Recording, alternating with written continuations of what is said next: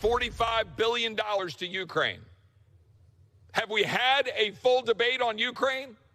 Or did we take $45 billion of funding for Ukraine, package it on a $1.7 trillion bill, invite the president of Ukraine to address this body for theatrics heading out for Christmas in order to jam through a big spending Democrat priority bill?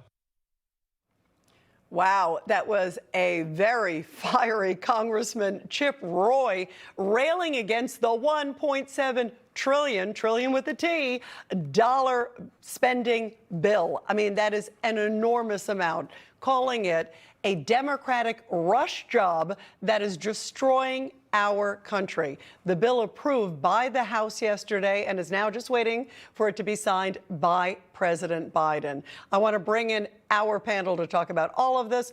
Writer of the Daily Caller, Kay Smythe, there she is. Merry Christmas, Kay. And also joining us is former Massachusetts Congressman Barney Frank. Barney, Merry Christmas to you, too. Great to have both of you here. Thank you. Let's just talk about what's going on. First of all, the Senate seems much more concerned with this massive spending of a lot of unnecessary pork projects in there.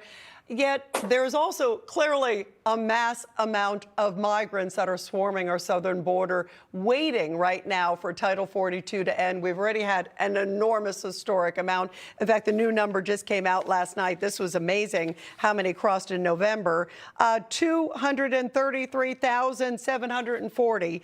Somehow they just leaked it on a Friday night, of course, just kind of hoping maybe it doesn't make a lot of news, but I'm glad we're focused on it.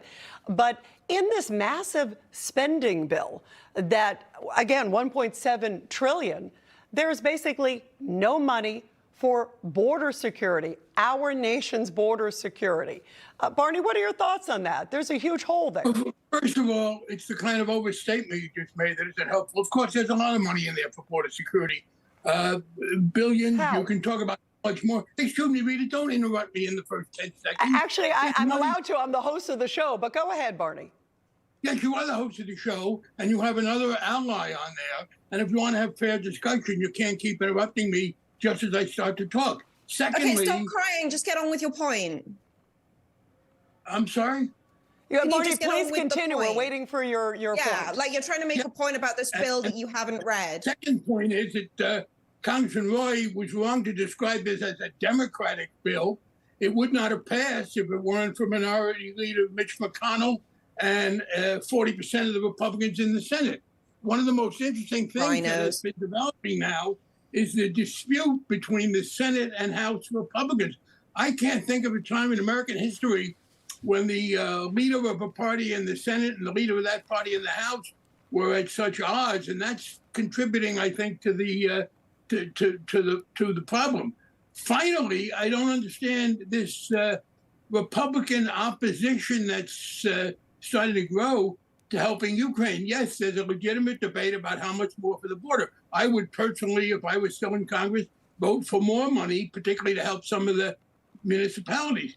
But this, frankly, I think back to Ronald Reagan when I was in Congress. He was a great defender of freedom. That seems to have receded for many conservatives, not just this. Barney, let's stay focused. I let you talk. Now let me have Kay respond, because Barney doesn't really want to talk about necessarily what is not clearly in the bill. And basically, it gives for 300 border agents. That's a drop in the bucket, Barney. That was the whole delay in the whole thing because Senate wanted more security. Kay, please go ahead, Kay. You have an opportunity to speak. Thank you so much, Rita. So here's my big concern. It's not just the border and the lack of funding for the border, but it's what that represents with, and, Barney, I think you're right. It's the Democrats in Congress. It's also all the rhinos that we've got up there, too. Like, this is not just about the people sort of flooding into the country. It's about what they're bringing with them and the people that are dying as a result of it. We've got fentanyl. Like, fentanyl is now one of the #1 causes of death for 18 to 56-year-olds in the country. All of that is coming through our open border. China is just jumping on the bandwagon, producing as much of it as possible, handing it over to the sort of Central and South American cartels, who are then bringing it into the country and killing Americans. Like, we've essentially already been invaded by China in sort of like this bizarre reimagining of what a modern war is.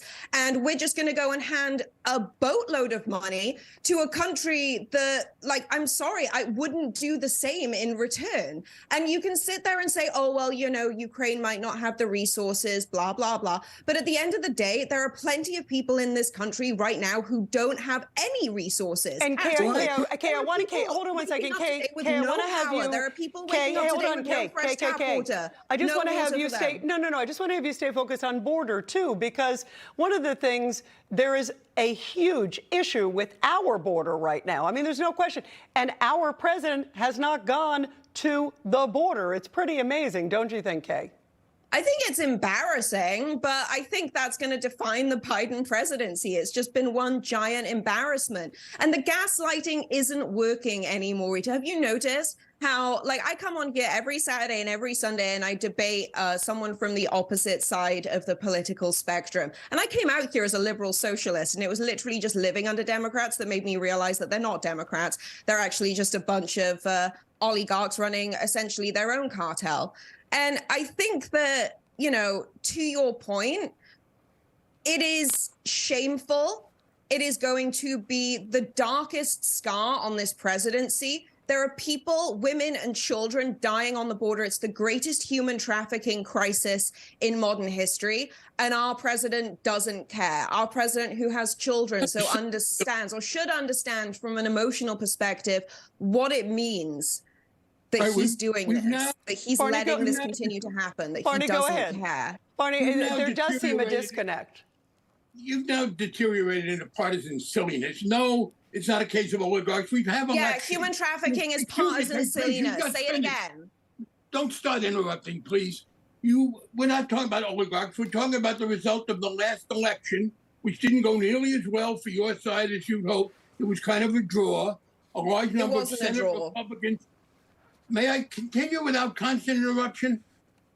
If you keep saying silly things, I'm going to point them out. Like, that's kind of what I'm here for. I don't want you misleading the public. You talk about democracy, but your view of democracy does not include... Filibuster is still part of the system, and I'm really good at it. Oh, Rita, what are the rules here?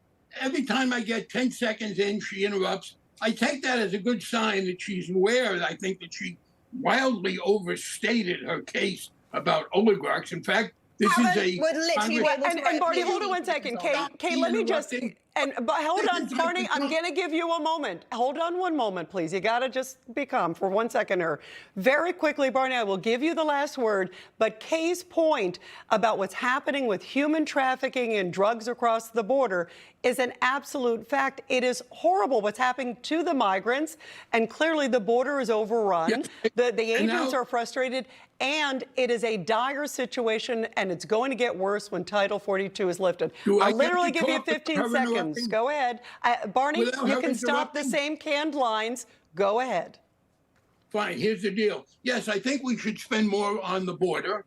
I disagree with the bipartisan vote in the Senate that didn't put enough in there. But what I don't understand is why you and Kay link this to criticism of Ukraine. And by the way, some of those people coming across the border, you know, I'm struck by this difference. When Castro took over Cuba and had a very repressive regime, both parties said, let's let the Cubans in. We now have a situation, a large number of these migrants are people trying to get out of Venezuela, which has a similarly terrible oppressive regime. And unlike under Castro, when the Republicans were sympathetic to the Cubans trying to leave, there appears to be no sympathy for those Venezuelans trying to escape the terrible Maduro regime, because they are among the immigrants who are getting no consideration. All right, Barney, now you're going off into crazy land, okay? Both of you, I got to let you go. There is definite sympathy. People are worried about this country, and people care about this country and also care about security around the world. Barney, thank you. We love you. Kay, we love you. Merry Christmas in appropriate fashion. Thank you. Thank you. We gave you plenty of time. Merry Christmas.